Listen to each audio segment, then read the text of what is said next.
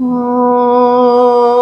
Yonta Pravisha Mama Vachamimam Prasupta Sanjeevayatyakila Shaktidhara Swadhana Anyam cha Hastacharana Shravana Tvagadi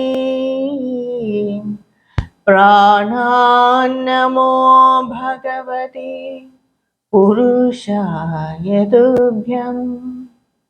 Sloka 56 in Vishnu Sahasranama is Ajo Maharha Swabhavyo Jita Mitra Pramodhanaha Anando Nandano Nandaha Satya Dharma Trivikramaha. There are 10 namas in this shloka and they are Ajah, Maharha, Swabhavyah, Jita Mitrah, Pramodhanah, Anandah, Nandanah, Nandah, Satya Dharma, Trivikramah. The first nama is Ajah. This nama has already came in Sloka 22 and 11. The direct meaning of this nama is Ajaha means one who is not born, unborn, always eternal. That is Ajaha. But many acharyas, they give different interpretation for this nama. The first is Kshipati iti Ajaha. He dispels the darkness of ignorance by the light of knowledge. He imparts knowledge to the jivas. The knowledge is Brahma Vidya, that is immortal. So he is this knowledge, one who gives the knowledge of immortality. One who gives this eternal knowledge, he has to be Ajaha. Only then he will know about something which is eternal. So he is Ajaha. That's one interpretation. Then Jayate iti Ajaha. One who is not born is Ajaha. Akara Vachyataya Jataha. That is, he is signified by the sound A. That is the primordial sound. Om. That is from that in that Om, that is Bhagavan. So he is Ajaha. And Adi Shankaracharya says, At Vishnu Ajayata iti Kama Ajaha. He manifested as the god of love, Manmatha, and was born to Bhagavan Krishna as his son. So he is called Ajaha. So the Lord of Love, Manmatha, is also one power of Bhagavan to make this samsara go on as Pravaha Nitya. The power of love is needed, and so he manifested as the God of love, and so he is called Ajaha. The letter A of Om of the Pranava mantra, that is the primordial sound which stands for Vishnu, or it can be referred for Manvata. So it is who is the manifestation of Bhagavan Vishnu. So Aja refers to Bhagavan himself in his aspect as Manmata. There is one interpretation. And in the Shanti Parva of Mahabharata, it says that Nahi jato na jaye ham. I was not born, I am not being born. Na janishye kadachana. At no time I will be, in the future also I will be not be born. Kshetrajna sarva bhutanam. I am the Kshetrajna, one who knows the Kshetra, that is one who knows the matter. He is Kshetrajna as Antaratma. Tasmat aham ajasmritah. I remain as Antaratma of all the beings, sarva bhutanam, and so I am Ajaha. So that is given in Shanti Parva. Bhagavan is that changeless, deathless reality in which we all exist. So that is the different interpretations for the Nama Ajaha. The next Nama is Maharha. Maharha means one who deserves the highest level of puja or worship. There are so many rituals, austerities, puja, sacrifices, worship, everything is said in the Karma Kanda of the Vedas. But what is the highest form of worship?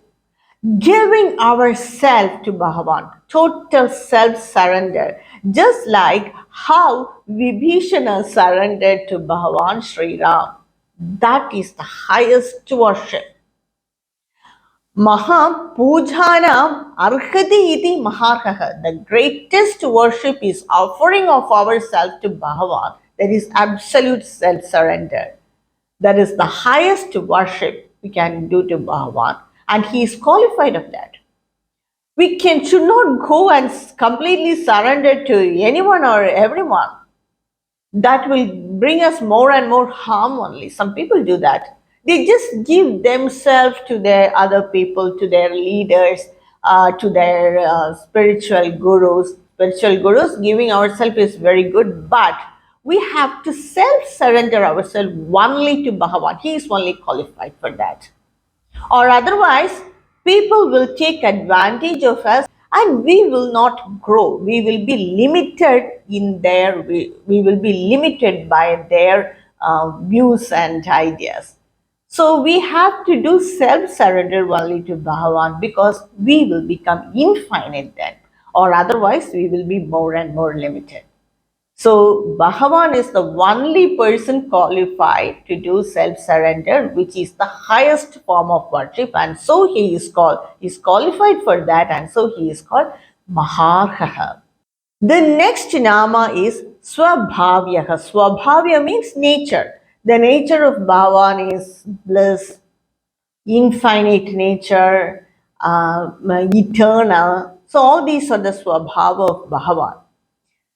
He is his Nitya Nishpanna, that is, he is of permanent glory. He has no beginning, no end. He is ever present. All these are his nature. He is ever rooted in the nature of his own self. That's why he is always bliss. By his nature itself, he is bliss. That is his nature. So all these are the Swabhava of Bhagavan. This Ananda is the Swabhava of Bhagavan. We can say Ananda and Santosha are different, entirely different. Though it is similar, it is different. Ananda means the bliss. Santosha means happiness. Santosha is the state of the mind. It is dependent on external thing. When we see something, when what we desire, when we attain it or when we see it, then we get santosha by seeing it. That is temporary. It is the state of the mind. But Ananda, it's our own nature. That is the nature of the Atma, which is the nature of Bhagavan also. When we worship him, we get some feeling inside. So by this, the nature of Bhagavan, which is Ananda, is triggered in us also, because we are not different from Bhagavan. So that is triggered in us, so we experience the same Ananda. So when Ananda is the state of the Atma, it is the state of Bhagavan, and he always remains in that state. Bhagavan, Sri Vishnu, he always remains in his own self, and so he is always, that is his Swabhava, that blissful nature is his Swabhava. The next nama is Jita Mitraha. Jita Amitraha. Amitra means enemy. One who is not Mitra is Amitra, enemy. Bhagavan wins over all the enemies, whether it may be the external enemy or the internal enemy. Internal enemy like Kama, Krodha, Moha, Mada, Vatsalya, he doesn't have any all these things. And it doesn't have means he has won over all these things. And external enemy also, even when anyone performs adharma, he will win over them to establish dharma. So he wins over all the enemies, and so he is called Jita Mitraha. The next nama is Pramodhanaha. Pramodhanaha means one who experiences the ananda of the self is Pramodhanaha, which is a permanent state. There are different grades of happiness. Prama, Pramoda, Pramodhanaha. Prama means when we see something we desire, we feel happiness inside. That is very temporary Prama. The next level is when we own it. When we see something what we like, we immediately we want to own it. That is the next great level of happiness. The third level is when we own it, we experience a deep, calm pleasure inside. That is because by that external object, we just contact the Atma, our mind connects with the Atma for a second. So that nature of the Atma is transferred to our mind just for a few seconds. That is Pramodanaha. Bhagavan is always in that state, always experience the peace, calm, and happiness. Cannot say happiness, bliss of Atma, bliss of his own self. So he is called Pramodhanaha, always in that bliss. We cannot imagine that because we have experienced only happiness, but it is the state of the mind. But Pramodhanaha means it is deeper than that complete bliss. Anandaha, Ananda Swarupamasya idi Anandaha. His very nature itself is bliss, Ananda. Like I said, Ananda is something permanent. It is not same as Santosha. We know only Santosha because it's a state of the mind. Ananda is much deeper than that. It is everyone's own nature. Bhagavan experienced that Ananda always, so he is called Ananda. Bhagavan is always said as the Satchidananda Swarupa, Sat Chit Ananda. When all this combined together, they will be always in the state of Ananda only. It is the bliss, state of bliss. We enjoy the only a part of the bliss, but we enjoy the same bliss enjoyed by Bhagavan. Nandanaha means one who gives bliss to others. Just like I said, when we worship Bhagavan, when we meditate on Bhagavan, his bliss is transferred to our mind just for a second, maybe, or for the time when we are meditating. So he transfers that bliss to us. He is the giver of bliss, Nandanaha. And though it may be for a few seconds, it is not different from the bliss experienced by Bhagavan. Sometimes when the people, when they meditate or when they worship, when they go deep beyond the state of their mind, they experience this happiness. But they may not be able to tell us about what they experience, but they experience that state of ananda. That is given by Bhagavan. We cannot experience it. So they will experience that state given by Bhagavan. And so that is called Nandanaha, one who gives the bliss to others. Nandayati iti Nandanaha, he gives bliss to others. He fills with bliss the minds of the bhaktas who meditate on him. So the previous nama Anandaha, it symbolifies the embodiment of bliss. This nama, it implies that he gives happiness to his bhaktas. He is the embodiment of bliss, that is Anandaha. Nandanaha means he gives that bliss to others, to bhaktas. The next nama is Nandaha. Nandaha means Bhagavan doesn't need anything external for this. He has everything in him to experience this bliss. Just like I said, we all, if we want something, for example, if we want a car, the same car, when we see it on the road or in the showroom, then we will have that happiness. That is preliminary state. When we own it, we have another grade of happiness. When we own it, we just contact the Atma for something, for a few seconds. Then that bliss is transferred to our mind. This is our state. But Bhagavan, he is always in that state of bliss and he gives that bliss to others and he doesn't need anything external, any external sense object to satisfy that ananda. He is always in his own state of self.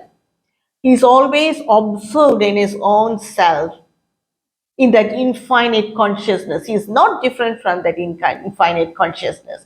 He is always in that state, and so he is called Nandaha. He doesn't need anything external. That is, his pleasure of Brahman, pleasure of Bhagavan Vishnu is not inferior. That is inferior means it is not the pleasure given by the senses. His pleasure is not dependent on the senses or the sense objects. He is unattached to anything, does not need any desires or anything external to experience that state, and so he is called Nanda. So the three namas, Anandaha, personification of bliss, Nandanaha, that is giving bliss to others, Nandaha, doesn't need anything external. He has everything in his own to experience it. The next nama is Satya Dharma. Bhagavan is the embodiment of Satya, truth, and Dharma, righteousness. And he's not anything other than this. He has all these divine qualities like jnana, wisdom, bhala, strength, aishwarya, wealth, prosperity, virya, that is courage, vira, courage, shakti, power, tejas, splendor. So all these exist in Bhagavan in immeasurable. And he has this truth, he is the embodiment of truth and righteousness. Because only by dharma this world will exist. By adharma it will be destroyed. So, since he is the creator of this creation, he is the embodiment of Dharma. The next nama, 10th nama, is Trivikramaha. Trivikramaha means it implies the Vamana avatara of Bhagavan. When he took that avatara, he measured the entire three worlds with his three steps and got back the entire three worlds from the Emperor Mahabali. And so he is called Trivikrama Avatara. And it also means he pervades in the three Vedas, he pervades in the three lokas. That is one interpretation. That's why he was able to measure the three worlds by his three steps. He also pervades in the three Vedas because the Vedas explain Bhagavan only. He explains either Brahman or either creation.